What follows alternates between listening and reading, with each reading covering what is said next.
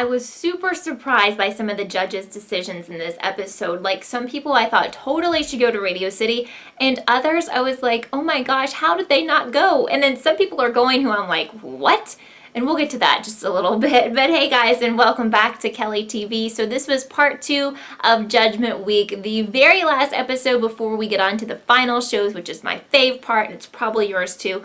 I'm so excited for next week. So we started out with some kids variety acts, and Adrian, who we have seen before, played piano, and he's just gifted. He's a prodigy. He's really, really, really good. Not surprising that he had another good performance. I couldn't really get into the kid dancers tonight, because I just felt like they were kind of meh for me. Like, they just wasn't overly impressed. I don't think the judges were either.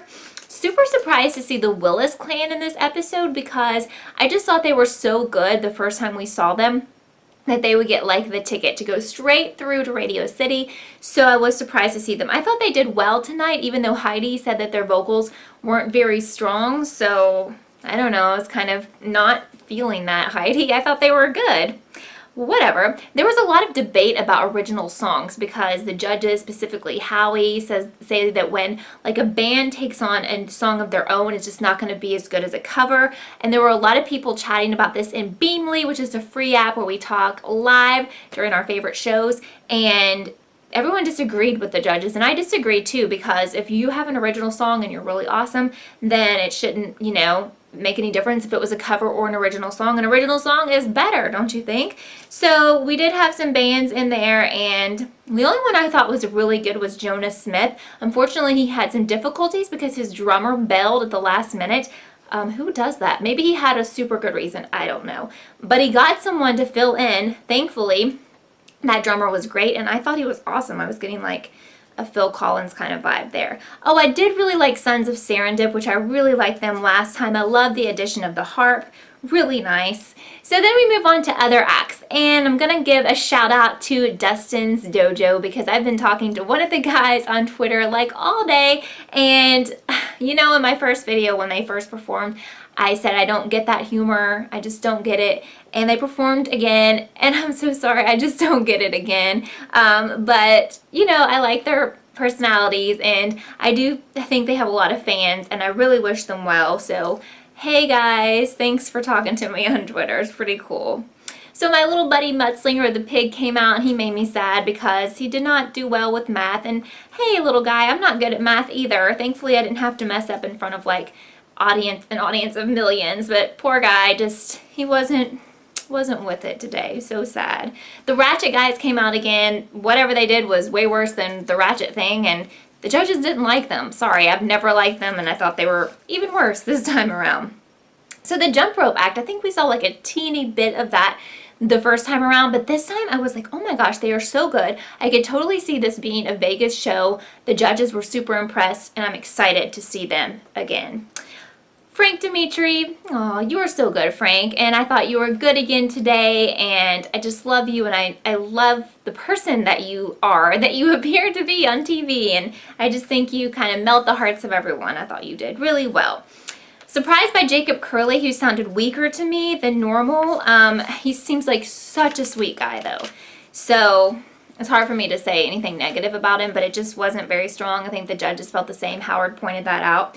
Sal Gonzalez, the veteran, I thought was really, really good tonight. Apparently the judges didn't think he was all that good, but I thought he was.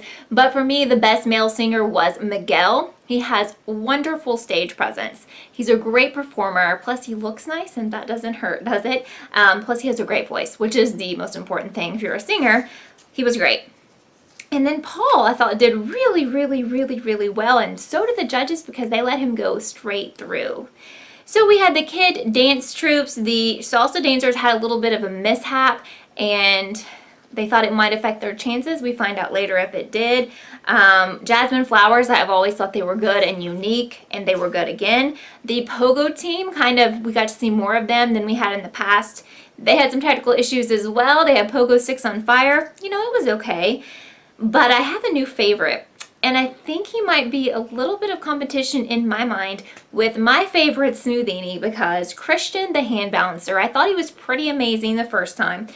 But tonight, he brought out his little friend, I think his name is Scooby, his little chihuahua, and the skit was amazing. He looks great. He has a great personality, and I think he could win. I really do. So I don't know, Smoothie Knee, you know, I still love ya, but Christian, you are way up there as well. So then they started getting into the cuts, and it was like happening so fast that I was having trouble keeping up with who was going and who was staying. And I was so happy to see Miguel make it. Jacob made it, which was a little surprising, but I like him. And then Frank, my heart was just melting when Frank got cut. Frank, I think you're really good. Derek, my fave comedian, made it. Dustin's Dojo, it was a no. I told you on Twitter that I'm sorry. Thanks for watching my videos.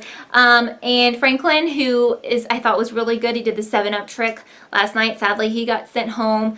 The guy who pulls the car, the 93-year-old, got sent home, which I'm not really too surprised about. I think Jasmine Flowers made it through, which is awesome. There were just so many, and then some people made it straight through that we didn't even know about unless you follow them on Twitter, and I follow a lot of these people on Twitter so you can really find out more about what's going on, so that's a tip for you if you're interested in that. So on Beamly, I'm going to put that link down below. We had so many people chatting tonight on the Judgment Week, tonight and last night, so we're going to have tons more now that the live shows are starting, and I want you to be a part of that, so it's free. Just click on that link, join up, we can start talking even when the show's not on. I talk in there all week long, so don't be a stranger. It's a lot of fun. And I want to thank you again for watching this episode of Kellie TV. I hope you have a great week, and I will see you next time.